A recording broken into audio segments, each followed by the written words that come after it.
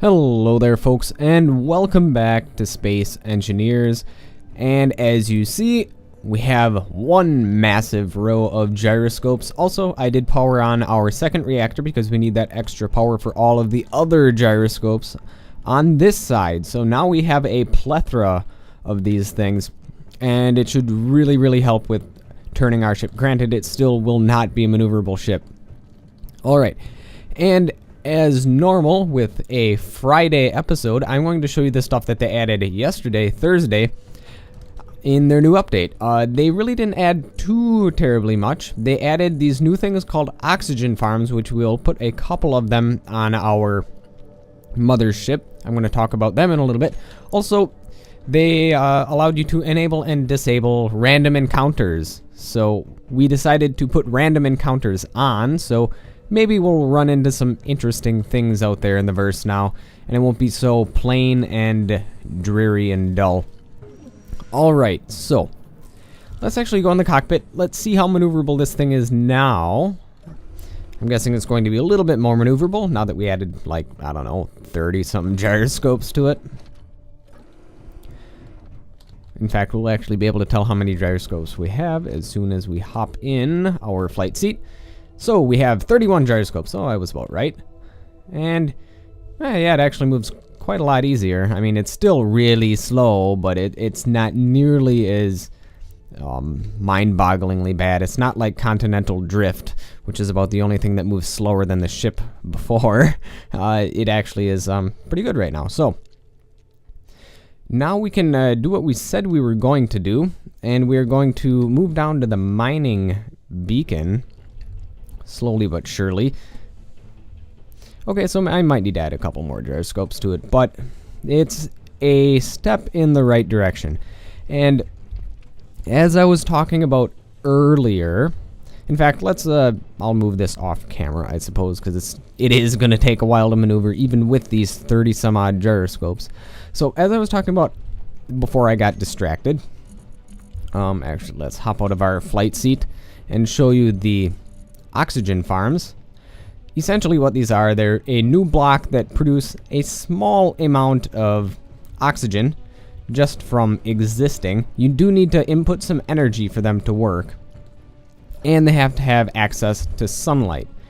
And I guess it all kind of does make sense, because I think it's supposed to work on some sort of like algae or something like that inside of these tubes, and when they're exposed to sunlight and energy, they produce small amounts of oxygen. And apparently 2 of these oxygen farms is enough oxygen for one of our astronauts. So actually that's on the wrong side. We need to get on the other side of the ship so we can exit. And we're gonna put a couple of these on our mothership, just so they're always producing a little bit of oxygen for us, because right now ice is fairly scarce, except there's a little bit down at the mine, but we don't want to have to mine all of our ice and then have none. So it is nice that they've allowed a method of giving ourselves oxygen without having to mine, which is essentially what we had to do before. We had to find ice and put it in an oxygen generator and do all that sort of stuff. But now we only need to make an oxygen farm, which doesn't actually require that much stuff. We do need bulletproof glass, which I actually think we still have a lot of that, because we were going to put windows all over our station. We did put windows in some places on our station, but we didn't put them in as many locations as we thought we were. Yeah, we still have plenty of bulletproof glass, so we need some steel plates. We're going to take a couple hundred of those, because we are going to make more than one of these oxygen farms. We're going to take some of that. We're going to need that bulletproof glass we were talking about. We'll take as much as we can. I think that'll probably max out our inventory space. Yes, it did. Alright, so where are we going to put these? They are very tall and odd looking, so okay, so the sun is always going to be on the top of our ship for the most part. So I think if we put the oxygen farms on the top of the ship, that will be fine. But I do need to find a spot that's going to be generally out of the way. In fact, this might be an all-right location because it's not going to be in the way of our Gatling turrets. It's not going to be in the way of any other things like our connectors over there. It's not going to be in the way of our thrusters either if we put them right here. So let's do that. I think we'll make 4 of them. Alright, and rotate it correctly. There we go. What we could do is we could put them on pistons. Or not pistons, we could put them on rotors so that they can always rotate to see the sun, which would not be a bad idea. However, I just realized we're going to want to put some connectors on the bottom so that we can have them automatically feed into our conveyor system. In fact, we might as well just put them like right along here. Maybe put one there. And well, there's nothing on that corner. So I know this will look a little bit odd, but our station is it's an odd looking station the way it is. So we're going to actually put some connectors here where these conveyor tubes are. And then we're going to put the oxygen generators, well, oxygen farms rather, on top of those connectors. So well, our inventory is full right now, so I'm going to have to drop off some of this stuff. We're going to be getting bulletproof glass and other things like that. So I'm going to drop off the bulletproof glass right now. Anyways, that's what's taking up the most inventory space. Alright. Here we go. And gone. Gone. And we're going to grind away one more. And now we need to make 4 conveyors. There we go. Oh, I need interior plate, but we do have plenty of that.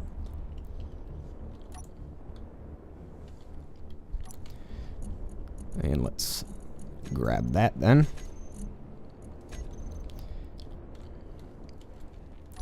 And we'll finish building this. 3 and 4. All right. We're going to need more small steel tube, probably more construction components and stuff like that, but we'll make do. Yep, we're going to need more construction components, definitely. And construction components and small steel tubes, and that's all we need. But we do need a fair amount of them. And small steel tubes, here we go. We're going to grab, I think it was, what, 40 a piece? So for 4, that'd be 160, but we'll take 200 just to be safe. And we need those construction components, which we made a whole bunch of last episode. So there we go. And we did use up most of our construction components making the gyroscopes. However, we still do have a couple construction components left over, as you saw. Alright, and now, well, that's right, they're already in our hotbar. We have the oxygen farms. And I want to rotate these like that. There we go. And we're going to need bunches of bulletproof glass, large steel tubes and metal grids, and computers. Alright. Let's grab that, and then we should be done making them, and then we can actually see how they work. So, large steel tubes, we need a lot of, I don't know, we'll take 40. And we need some metal grids, probably take 80 of those. And we needed some, well, bulletproof glass, definitely. I think we're going to need more bulletproof glass. Let's see if we can at least finish one of these. And we need computers, that's right, but we didn't have any inventory space.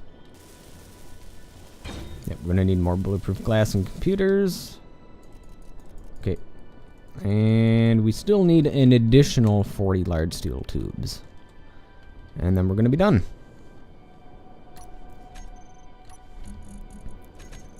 So, well, 40 of you. a bunch of you. I believe we're going to take 80 of you. And then we're going to take... The rest of the stuff is just going to be bulletproof glass. Oh, we're probably going to need even more. But we're at least going to finish one of these to show you some of their functionality. Alright, there we go. We got 1 done. We have 2 done. We're going to have 3 done. And what about 4? Can we make it 4? Oh, no, I guess I didn't even put steel plate in that one. Or construction components. Anyhow. As you see, the lights are red. That's essentially meaning that it's not getting what it needs to produce any oxygen right now. So let's actually go in here and take a look at the oxygen farm. So, oxygen farm on. There are 2 reasons. Well, oxygen output is actually at a percentage, so that means it is producing oxygen. I think it just has to do with the fact that our oxygen tanks are still full. So I'm going to actually turn off our oxygen generators because we shouldn't need them anymore. Well, we don't need to have them on, so we're going to toggle these blocks off. And we have an oxygen tank, which is 100% filled, and that's probably why they're not working right now.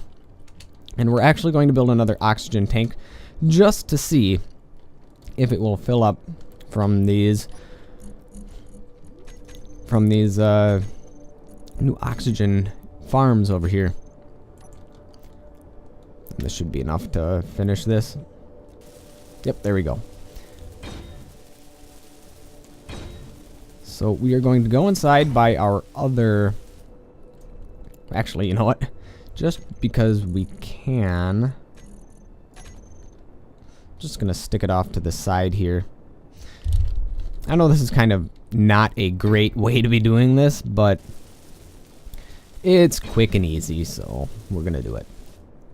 So we need large steel tubes, small steel tubes, and computers. And a lot of them at that. Well, not a lot of computers, but a lot of small and large steel tubes. So we needed, I believe, 60 of those and 40 of these. We'll take 60 and 60 of each, just so we don't have to take another trip if I'm wrong. There we go. And we needed some computers. There we go. That should be more than adequate. And another reason these might not be working is simply because one of these sides needs to be facing the sun. It might be that side that needs to be facing the sun, in which case I should have put them on rotors, but we can rotate the ship around just to show that it can work.